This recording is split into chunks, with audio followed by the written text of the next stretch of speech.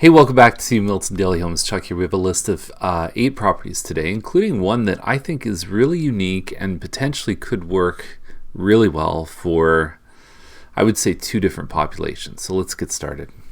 Now, this one on Scott is not the one I was speaking about earlier. We're going to get to that one in just a second. But what I like about this one is, it's funny. When these first came out, I was not a big fan. I thought, who doesn't want a backyard? So these are townhouses, 3 stories, but they're double garages in the back with a patio above, about a 400 square foot patio. And so you've got a main level. I've seen people that actually run a daycare out of this because it's separate from the rest of the house. A home office can work really well. I think about a lawyer or an accountant. You always want to check the zoning and make sure that you can do that. But I do know a lawyer in town who runs his business out of his house. So I can't see why another lawyer couldn't do that. If it's within your comfort zone and there's a potential tax write-off for a home office and a lot of other benefits too. Obviously, it's separate enough that it feels like you're in a different spot of the house too. So that's your main floor. It could also be like a finished basement above grade with big windows. On that main floor, you have a laundry room, and then that goes into the double garage. Second floor, you got a family room plus a kitchen with a nice size eat-in. And this is one of those rooms that it's actually an option to get.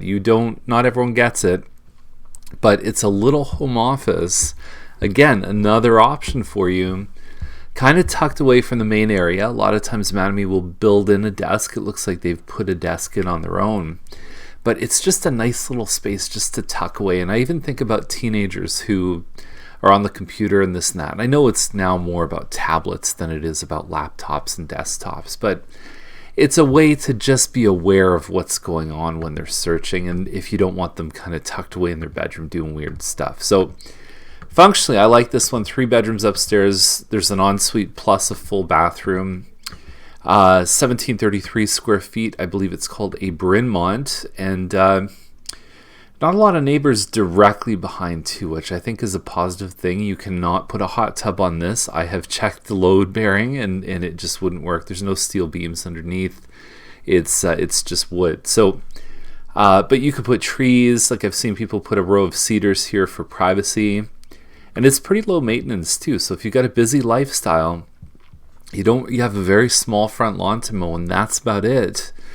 And I think that appeals to certain audiences as well. So I like it. $499 seems to be a good price. There was a nice one that just sold a little bit bigger than this, sold for more than $500,000. Now, same price as the other one is this one on Caldwell, fully detached, single garage home. And I looked through the pictures and I thought, boy, this is really fascinating. Why did they put tiles around the edge of the kitchen? I thought, that doesn't look right to me. And then there was something right here, and I thought, is that track lighting? Why is it so close to this light? And then I looked, and it looked like the slope of the shower was actually tipping out of the bathroom. And I thought, well, why would you want to do that? Why wouldn't you put an edge on here?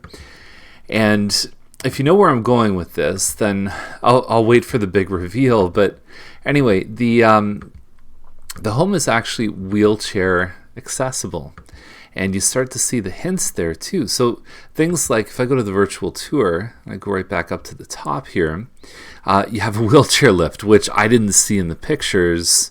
The guards around the kitchen are there pretty much, so the wheelchair, your feet, anything else doesn't hit and damage the cabinet. So very, very interesting home. And so I look at this as a potential opportunity. And I guess the shower, what it does is you roll into it, and then it's got a bit of a dip, so the water's not going to fall off the edge here.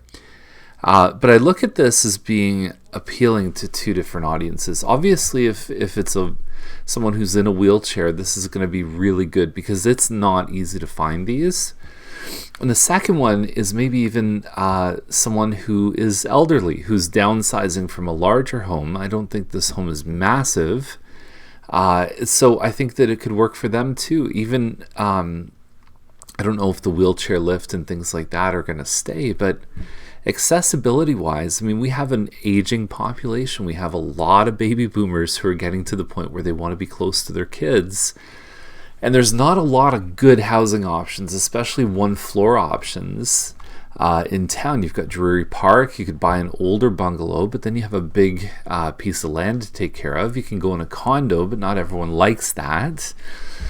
So something like this, I think, could maybe satisfy that audience. Anyway, so they're taking offers on this one. I don't recall the date, but you've got a couple days probably to check this one out. And yeah, I think it's interesting. You've got the pathway coming up to the door here too, so there's no stairs coming up.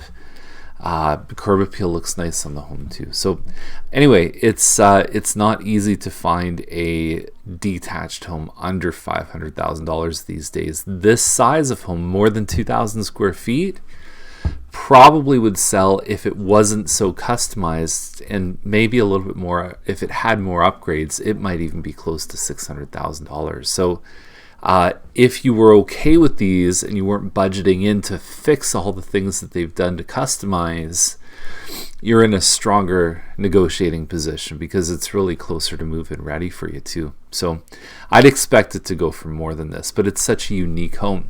Last point I want to make is that I remember seeing a listing years ago where they had the blue wheelchair symbol right in the corner, and I thought that is perfect because as somebody who has accessibility issues, your ability to search for the right kind of home is very, very limited. So it was so obvious that, hey, like that's a home that's built for wheelchair access. And so I think any home that has that should put that little symbol in the corner. And who knows, maybe we'll start just putting a bunch of symbols up at the top. You got a ravine, let's put a little green symbol up at top. So anyway, maybe a cool idea. Maybe someone creates little icons for these houses in the next iteration of MLS. So that's the list for today. Deacon is really nice. I don't know why they didn't put pictures of the basement, because if the rest of the house looks that nice, you'd think they'd want to showcase that as well. I didn't check the location, but I'm pretty sure that it sides onto Louis Saint Laurent, so it might be a bit of a busier street. So anyway, I hope you enjoyed today's episode, and we are here for you any way we can help you, and we'll see you tomorrow with more Milton Daily Homes.